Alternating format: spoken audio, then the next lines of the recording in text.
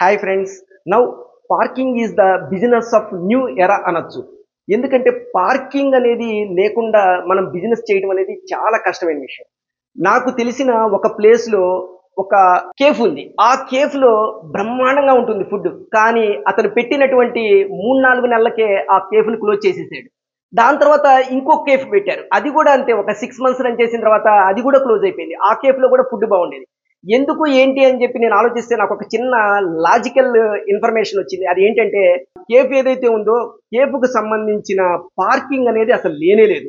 అక్కడ పార్కింగ్ లేకుండా cafe run చేయటం వలన అందులోకి వచ్చినటువంటి కస్టమర్లు ఎవరైతే ఉంటారో ఫుడ్‌ని హ్యాపీగా ఎంజాయ్ చేయలేరు.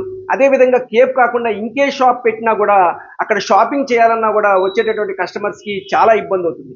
సో ఏదైనా ఒక కమర్షియల్ ప్రాపర్టీని బై చేసేటప్పుడు ఖచ్చితంగా ఆ కమర్షియల్ ప్రాపర్టీకి పార్కింగ్ ప్లేస్ అవైలబుల్ ఉందా లేదా అనే విషయాన్ని చూసుకొని మాత్రమే బై చేయండి.